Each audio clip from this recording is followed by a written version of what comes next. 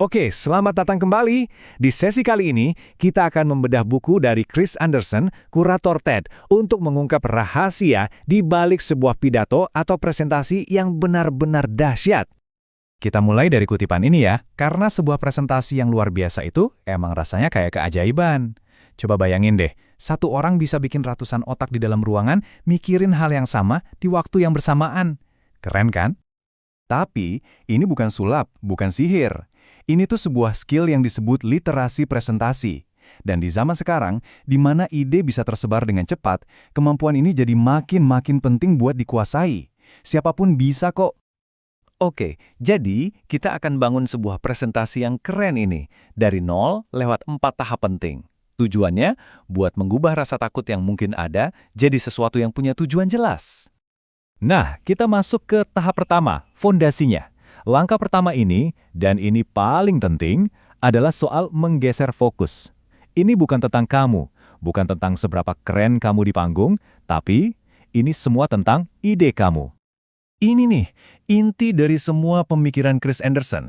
Dia bilang, yang paling penting itu bukan soal pede, jago ngomong, atau gaya. Bukan, yang penting itu, kamu punya sesuatu yang berharga untuk disampaikan. Anggap saja ini sebagai hadiah buat audiens. Dan ide di sini tuh artinya luas banget ya. Nggak harus penemuan yang mengubah dunia. Bisa aja sebuah cerita, pengalaman pribadi kamu, sebuah konsep atau cara pandang baru yang unik. Jadi jangan minder. Semua orang pasti punya sesuatu yang layak dibagi. Jadi pertanyaan kuncinya ya ini. Coba deh tanya ke diri sendiri. Apa sih ide yang layak saya bagi? Karena percayalah, sumber ide terbaik itu datangnya dari pengalaman unik hidup kamu sendiri. Oke, idenya udah dapet. Terus gimana?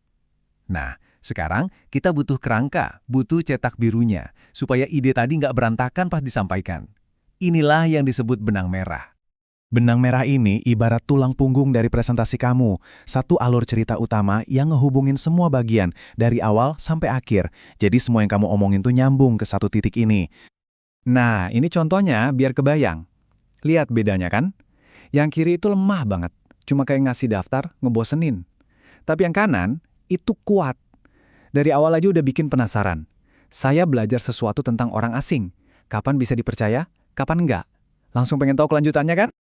Dan seperti kata Salman Khan, pendiri Khan Academy, benang merah yang paling bagus itu yang bisa nyambungin cerita personal kamu ke sebuah ide yang lebih besar, yang relevan buat banyak orang.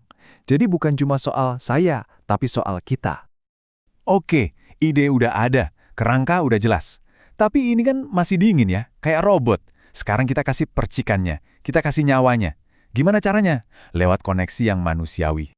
Gini, audiens itu nggak bakal otomatis nerima ide kamu. Pikiran mereka itu terkunci. Ada rasa skeptis, nggak percaya, bahkan bosen. Tugas pertama kamu adalah ngebuka kunci itu. Kamu harus bisa dapetin kepercayaan mereka, bikin mereka mau dengerin kamu. Nah, untungnya ada 4 kunci ampuh nih yang bisa langsung kamu pakai. Pertama, kontak mata. Ini penting banget buat nyamain emosi. Kedua, tunjukkan sedikit kerentanan. Ketiga, buat mereka ketawa. Tawa itu cara paling cepat buat ngerasa kita satu tim. Dan terakhir, simpen ego kamu. Biarkan mereka yang menemukan sendiri betapa briliannya ide kamu. Tapi hati-hati ya pas pakai kunci kerentanan ini. Seperti kata Brené Brown, kerentanan yang tulus itu kuat, tapi kalau kebablasan jadi curhat atau cari perhatian, itu malah bikin orang ilfeel. Jadi ada batasnya. Oke, kita sampai di bagian terakhir. Tapi ini krusial banget penyampaiannya. Karena gimana kamu mau mulai dan mengakhiri presentasi, itu yang bakal nentuin segalanya. Itu yang bakal paling nempel di kepala audiens. Ini tips praktis banget dari buku ini. Tulis dan hafalkan kalimat-kalimat kamu buat 1 menit pertama dan buat penutupan. Kenapa? Ini ampuh banget buat ngatasin grogi, naikin PD, dan yang paling penting, mastiin pesan utama kamu kena banget di awal dan akhir. Kamu cuma punya waktu sekitar 1 menit buat nangkep perhatian mereka. Dan ini dia 4 cara jitu buat mulai dengan gebrakan. Contohnya nih, cara pertama, kasih sedikit drama. Dengerin deh gimana Jamie Oliver buka presentasinya.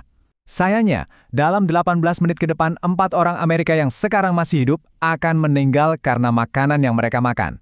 Wah, gila kan? Langsung semua mata tertuju ke dia. Atau lihat deh perbedaannya di sini. Yang sebelum itu biasa banget standar, tapi yang sesudah, Pada tanggal 5 November 1990, seorang pria membunuh Rabbi Meir Kahane. El Sayyid Nosair adalah ayah saya. Boom, siapa yang gak kaget dan langsung fokus dengerin ceritanya coba? Pembukaan udah kuat, nah penutupannya juga harus sama kuatnya.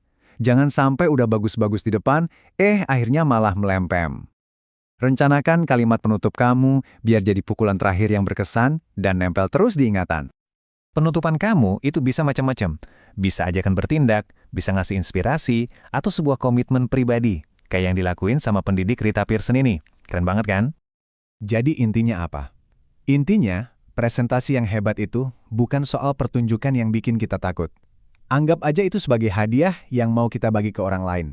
Nah, satu-satunya pertanyaan yang tersisa sekarang, hadiah apa, ide berharga apa yang bakal kamu kasih ke audiens kamu berikutnya?